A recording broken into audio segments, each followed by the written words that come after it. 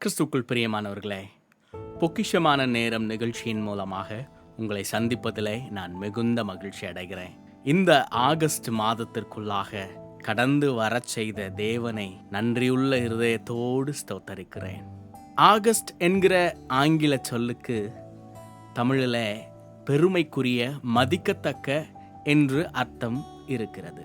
நான் விசுவாசிக்கிறேன், இந்த மாதத்திலே கர்த்தர் பெருமைக்குரிய காரியங்களை, மதிக்கத்தக்க காரியங்களை நம்முடைய வாழ்க்கையிலே செய்வார் என்று கர்த்தருக்குள்ளாக நான் ஆழமாக விசுவாசிக்கிறேன். இந்த மாதம் வாக்குத்தத்தமாக கர்த்தர் என்னோடு இடைப்பட்ட வசனம் ஏசாயா தீர்க்க தரிசன புஸ்தகத்திலே 61வது அதிகாரம் 7வது வசனம் இப்படியாக சொல்கிறது: உங்கள் வெட்கத்திற்கு பதிலாக இரட்டத்தனையாய் பலன் வரும், லட்சைக்கு பதிலாக தங்கள் பாகத்தில் சந்தோஷப்படுவார்கள், அது நிமித்தம் தங்கள் தேசத்தில் இரட்டிப்பான சுதந்திரம் அடைவார்கள், நித்திய மகிழ்ச்சி அவர்களுக்கு உண்டாகும். எவ்வளவு விசேஷமான ஒரு வசனம்! கர்த்தர் இந்த வசனத்தின் மூலமாக 3 வார்த்தைகளை நம்மோடு கூட பேச விரும்புகிறார். முதலாவதாக, வெட்கத்திற்கு பதில். நம்முடைய வாழ்க்கையில் நாம் எதிர்பாராத நேரங்களில் துன்பங்களை, வெட்கங்களை, அவமானங்களை சந்திக்க நேரிடுகிறது. நாம் எவ்வளவு வெட்கம் அடைகிறோமோ, எவ்வளவு அவமானப்படுகிறோமோ, அவ்வளவு கர்த்தர் நம்முடைய வாழ்க்கையில் பதில் செய்கிறவராய் இருக்கிறார். அவர் பதில் கொடுக்கிற தேவன். யோபு தன்னுடைய வாழ்க்கையில் எல்லாவற்றையும் இழந்த ஒரு சூழ்நிலையிலே தன்னுடைய மனைவியினாலே அவமானப்படுத்தப்பட்டான், தன்னுடைய நண்பர்களினாலே அவமானப்படுத்தப்பட்டான். அவனுக்கு வெட்கத்திற்கு மேலே வெட்கம், அவமானத்திற்கு மேலே அவமானம் வந்து சேர்ந்தது. யோபு தன்னுடைய வாழ்க்கையிலே மோசமான சூழ்நிலையிலும் தேவனை ஒருபோதும் அவன் மறுதலிக்கவே இல்லை. அதனால் தேவன் அவனுடைய வாழ்க்கையில் இரட்டிப்பான ஆசீர்வாதத்தை கட்டளையிட்டார். 2 மடங்கான ஆசீர்வாதங்களை யோபுவினுடைய வாழ்க்கையிலே கர்த்தர் கொடுத்தார்.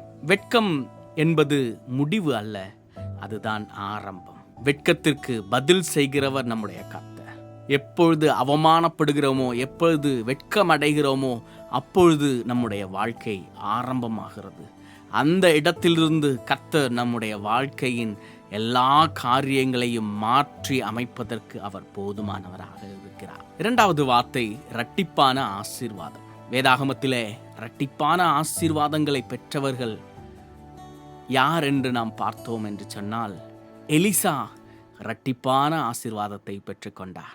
எலியா எடுத்துக்கொள்ளப்படும் போது எலியாவினிடத்தில் எனக்கு இரட்டிப்பான ஆவியை 2 மடங்காக நான் பெற்றுக்கொள்ள வேண்டும் என்று எலியாவினிடத்தில் கேட்டபோது எலிசா இரட்டிப்பான ஆசீர்வாதத்தை பெற்றுக்கொண்டார். யாக்கோபு தன்னுடைய வாழ்க்கையிலே இரட்டிப்பான ஆசீர்வாதத்தை பெற்றுக்கொண்டார். நாம் வெட்கப்பட்ட இடத்திலே, நாம் எங்கே வெட்கப்பட்டோமோ, எங்கே அவமானம் அடைந்தோமோ, அதே இடத்திலே கர்த்தர் நம்மை கொண்டு வந்து நிறுத்தி நம்மை உயரத்திலே நிலைநிற்க பண்ணும்.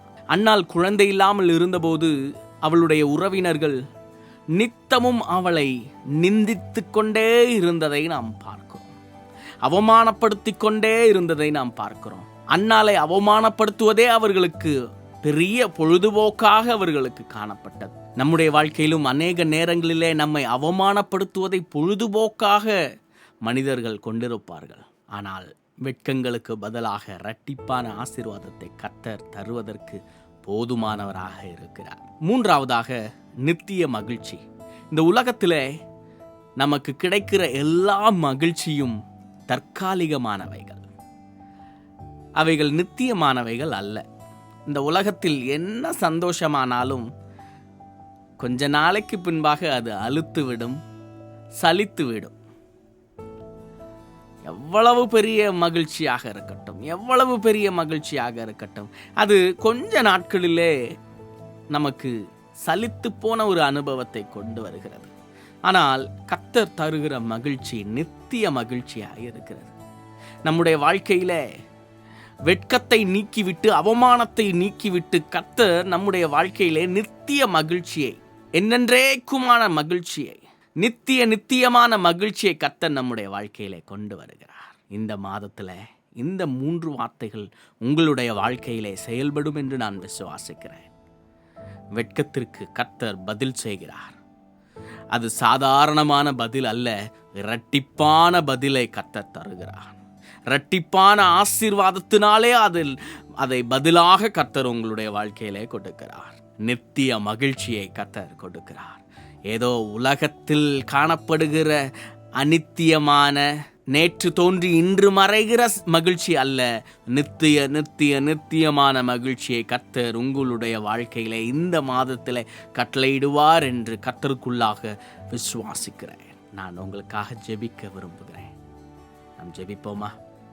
எங்கள் அன்பின் பரலோக தகப்பனே, வெட்கத்திற்கு பதிலாக இரண்டத்தனையாய் பலன் வரும் என்று வேதத்திலே நாங்கள் வாசிக்கிறது போல, எங்கு வெட்கம் அடைந்தார்களோ, எங்கு அவமானப்படுத்தப்பட்டார்களோ, எங்கே வேதனைப்பட்டார்களோ, எங்கே கண்ணீர் வடித்தார்களோ, அதே இடத்தில் கர்த்தர் இரட்டத்தனையான ஆசீர்வாதம், இரட்டிப்பான ஆசீர்வாதத்தை கர்த்தர் கட்டளையிட வேண்டுமாய் ஜெபிக்கிறேன் கர்த்தாவே. இதை பார்த்து கொண்டிருக்கிற ஒவ்வொருவரும் இரட்டிப்பான ஆசீர்வாதத்தை பெற்றுக்கொள்வார்களாக.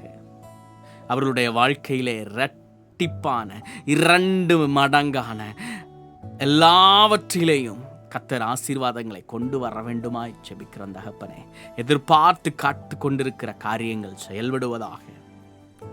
ஆசீர்வதித்து வழி நடத்துங்க. நித்திய மகிழ்ச்சியை கர்த்தர் கட்டளையிடுங்க. பெரிய காரியங்களை செய்யுங்க, அற்புதங்களை செய்யுங்க, அதிசயங்களை செய்யுங்க. இயேசுவின் மூலம் ஜெபம் கேளும் எங்கள் நல்ல பிதாவே. ஆமென். God bless you. கிறிஸ்துவுக்குள் பிரியமானவர்களே, உங்களுடைய ஜெப தேவைகள் எதுவாக இருந்தாலும் எங்களிடத்திலே தெரியப்படுத்துங்கள். உங்களுக்காக ஜெபிப்பதற்கு நாங்கள் வாஞ்சையாக இருக்கிறோம்.